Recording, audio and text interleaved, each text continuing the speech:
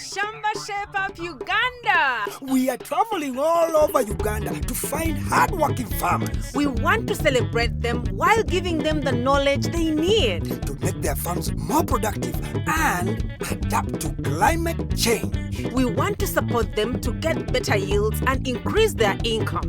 We will see how farmers can benefit from our experts' advice and turn their farms around into a profitable business, while learning from each other in so many ways. Join us on these journeys and share in the farmers' experience on the Shamba Shape Up Uganda!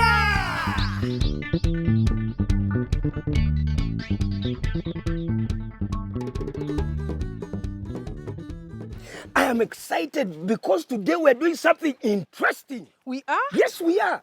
We are going to learn how to turn a small farm into something monumental. What? We are going to see with hard work that you can do something that is petite and make it lavish. Something is happening.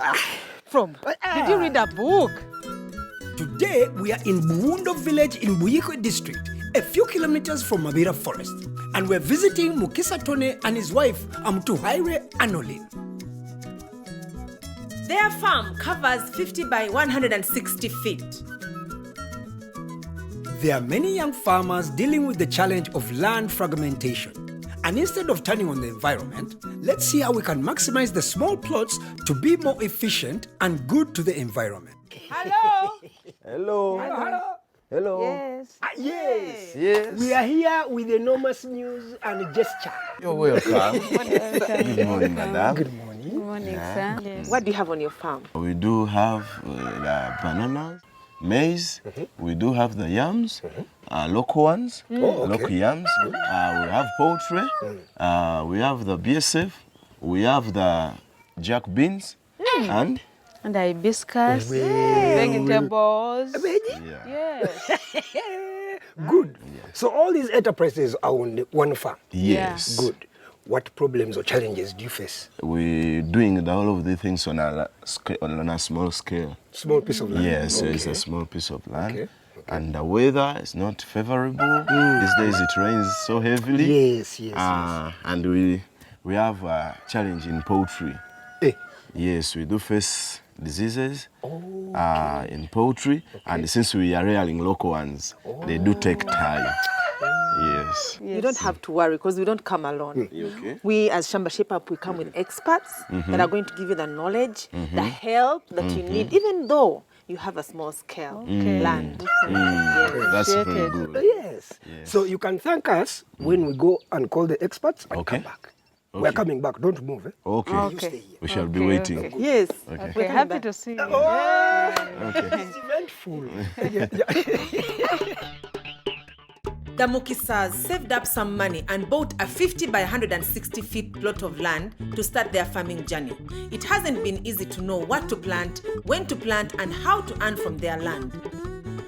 So we have invited Robina Nagai from Naro to teach us how best to plant for this land. Yes, Robina, you've walked around. What have you observed? What I have observed first, your farm, the place, it requires planning. What would be the best layout for a farm on such a small plot of land? As I can see, he's interested in vegetables. Yes. Usually the vegetables should be put at the welcoming place, at the entrance, even where there is not too much shade, because they don't perform well in shades. And at the same time, vegetables can be grown on a very small piece of land. And that's when you can introduce urban farming or kitchen gardening. Those small gardens, we can set them down. When you look at this place, you see banana is the main, but there is a lot of maize in it. That maize will not make that young banana perform well. Here you can say that this is my banana. Okay. And when you intercropping it, you just scatter very few crops in them, which you have selected like a maize. Then from there you go up and you set another crop according to his wish. Robina, kindly show us exactly what you mean when you said vegetables are supposed to be down where? So can we move down? Yeah, sure. Whenever you are doing these structures, all farming gardens, you have to mind about the media you use. Oh. Here it looks that you use the only soil. When you use only soil, it means that when it rains too much, water will stagnate. Okay. And it will flood these plants. Okay. And when it is too dry, it means that it will cake. However much you do what you water. So when you are mixing what you put inside, what we call a media, you have to mix soil in 3 parts, charcoal dust, you have to put even manure. And the good thing you have, chicken. The poultry. So when you bring them, mix them thoroughly in a ratio of 3-1-1. Soil it is 3-1, it is charcoal dust, and 1 it is manure. You have to maximize it very fully. Although you can use sacks to plant vegetables, using such wooden vegetable boxes is still an option. I think you can also come and see this garden. Okay. It's very good for vegetable because it is on our environment in the compound. Yeah. What I can advise, I should say, the plants have to be organized.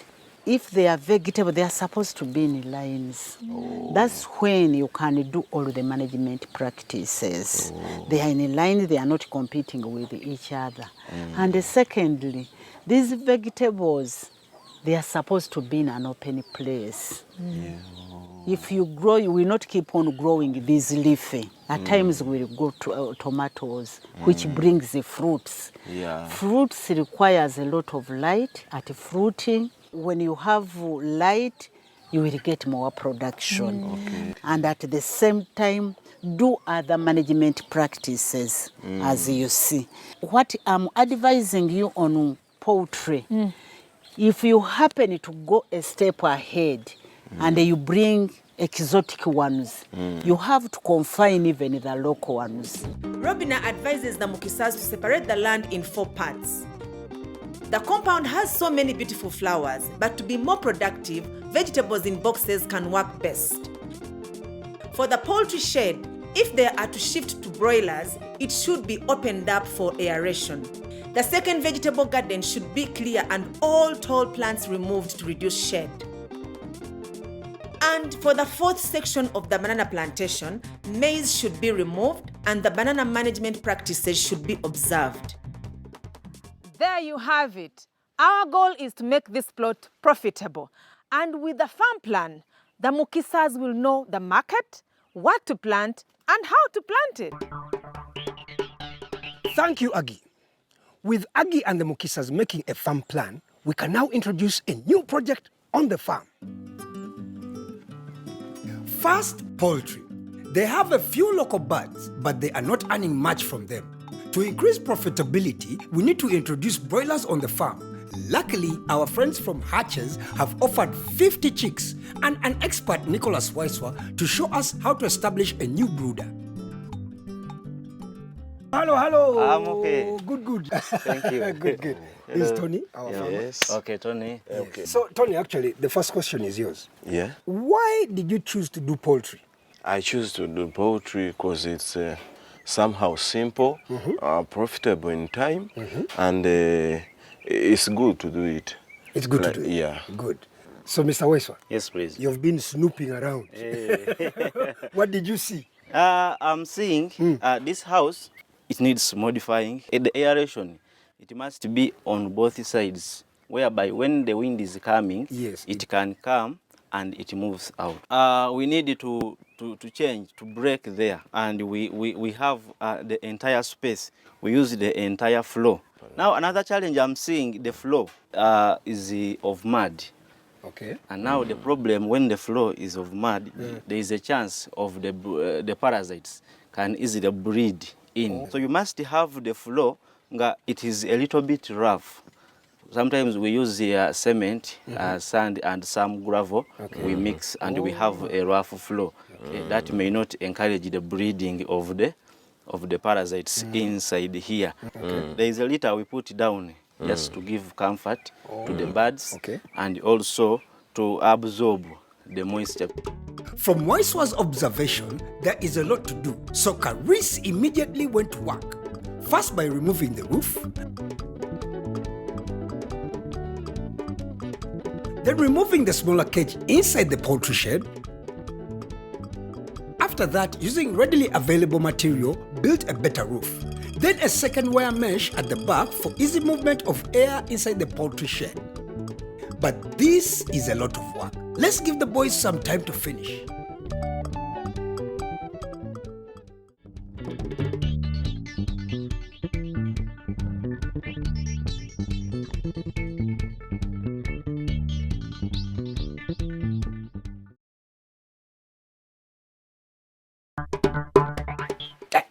Welcome back to There's a baby here.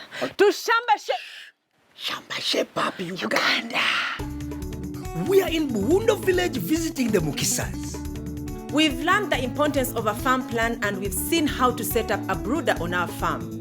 Still using the farm plan, we want to see how to connect the Black Soldier Flies project and horticulture to make a smart farm that earns money and safe for the environment. We go.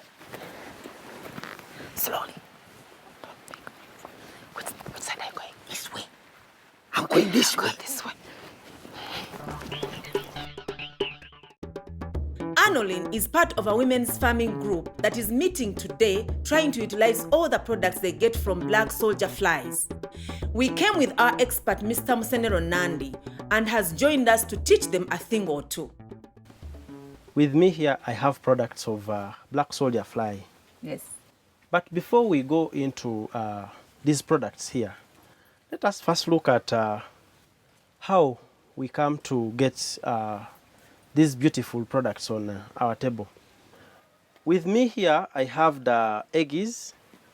These eggs are like trays where our black soldier fly larvae lays its eggs. And from here, we remove our eggs.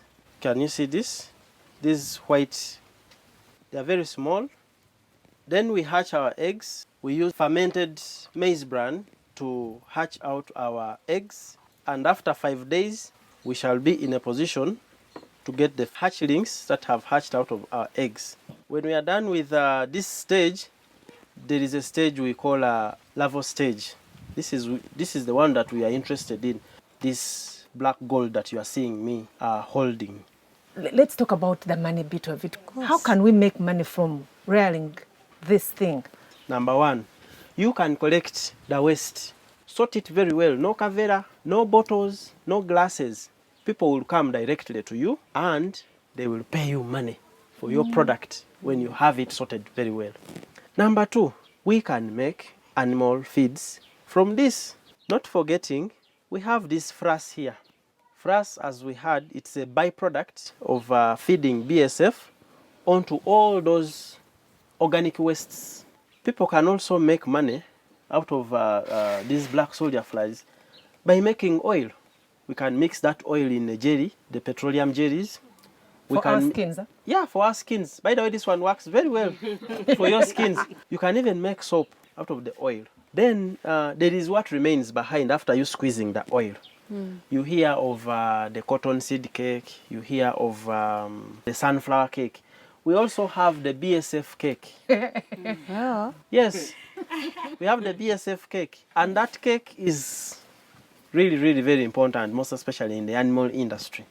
When we started, I wasn't so sure about doing this business, but I'm getting excited because of the money bit of it.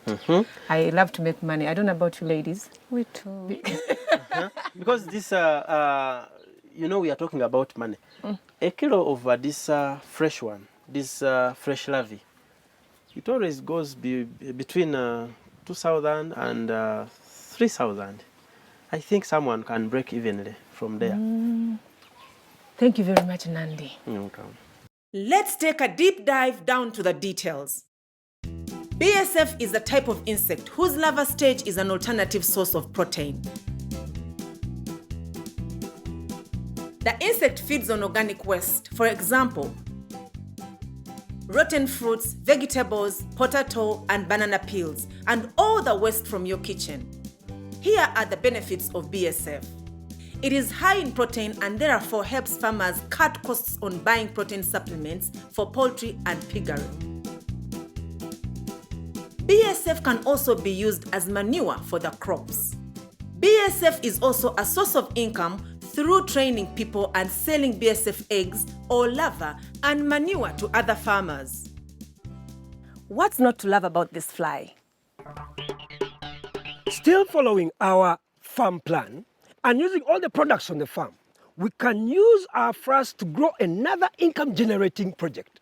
So, Mr. This is where we're going? Oh. Yes. And that is vegetables. The Mukisas have a couple of crops, but they are not looking very healthy. Growing vegetables has a few advantages for young farmers. Advantages like they are early maturing, fetch a better price on the market, and are still profitable on a small piece of land. We have invited Amutuhaire Blaze from outside to show us the right way to plant them, starting with a seed bed. Why did you decide to plant vegetables? Because vegetables, you can get quick money from them. Okay. Yeah, we can even eat them. At home? Yes, with my family. Good, good. Mr. Blaze, yes, I sir. see you observing. What do you see? What can you tell us? One observation. Yes. A seed bed, it shouldn't have like already an existing plant like this. These are already grown plants. Yes. May have pests. Oh. What are you planning, by the way, to put in this seed bed? In this seed bed, I'm planning to put in tomatoes. Wow. That's wonderful. Yes. Now, when we are trying to put up a seed bed, yes, first of all, you look up in the morning and you see where the sun is coming from.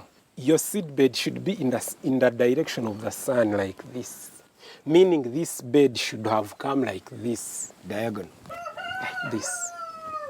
In line with the sun. There is one reason to that. Okay. Now, today it might be raining, tomorrow it might be shining. Yes. In the process of establishing a seed bed, the first step is to look up in the morning to see the direction of the sun. Once confirmed, the seed bed should also be aligning with the movement of the sun. This is because during weather changes, in case the seed bed is not in line with the sun, crops will be damaged when they are exposed to direct sunlight. To prevent that, it is important to put a shade that will cover the seedlings throughout the day. Okay. So we are trying to eliminate too much water loss from our seed bed. Okay. Now that is the first thing to look at. Okay. Now after doing that, now you know I'm going to construct my bed here. Also apply manure, mix well with soil, and break big soil to get fine soil. Raise the bed to a height of 15 centimeters. Make lines, leaving a space of 15 centimeters between lines. Thinly plant your seeds and cover them with a thin layer of soil. Mulch and water well. 1 week later, remove the mulch and make the shade about 1 meter high. Now this will make work more easier for her when she's managing her seedlings as they grow. Once you have your good seedlings, we want to show you how to plant them. Make holes at a spacing of 60 centimeters by 45 centimeters and plant a handful of manure. Plant your seedling and farm the base. Water well, then apply mulch between the rows.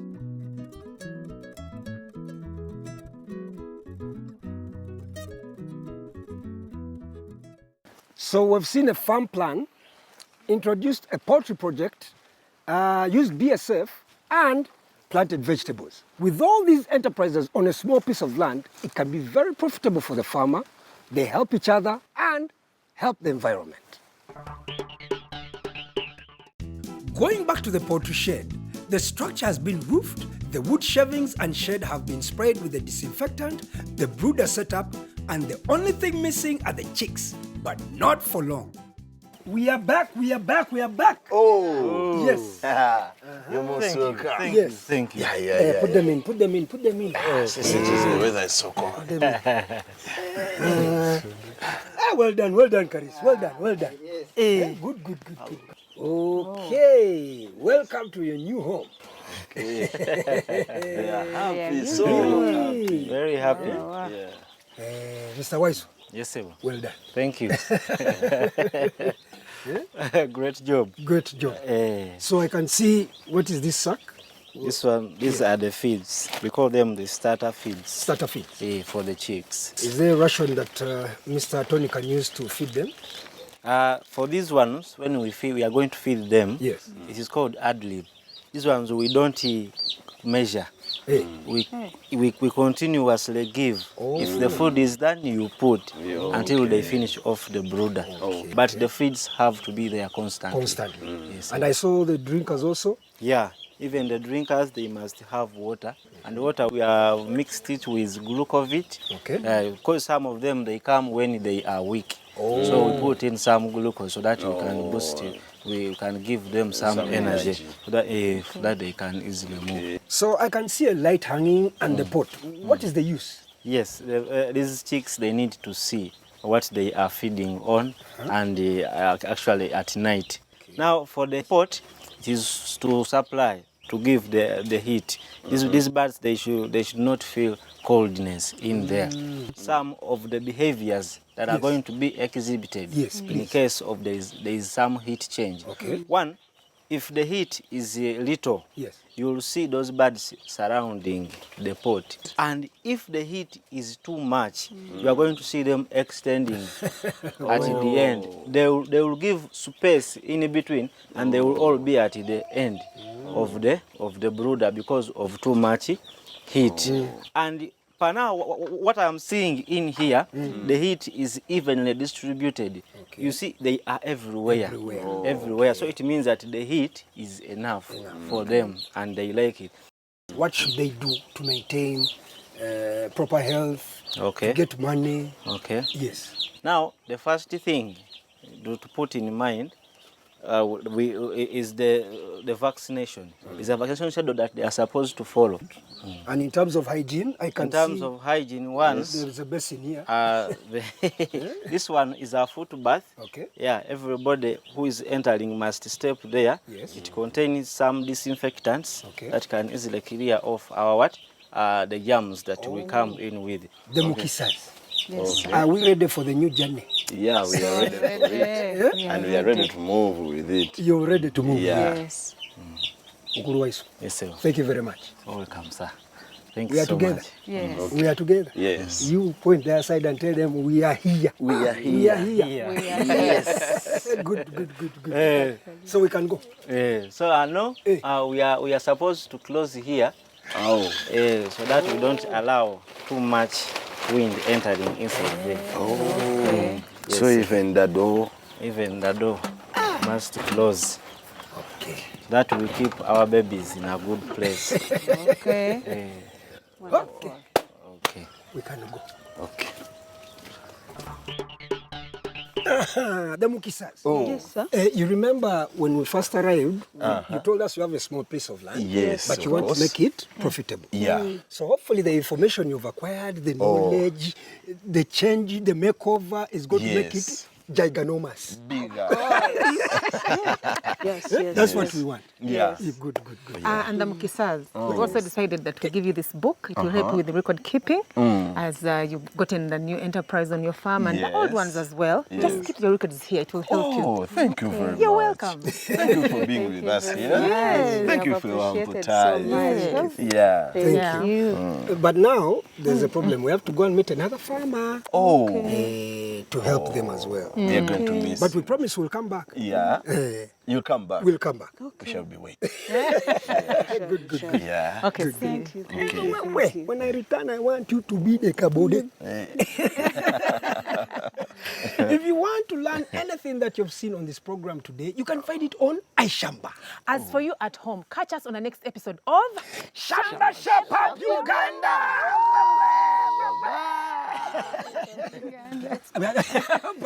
Bye.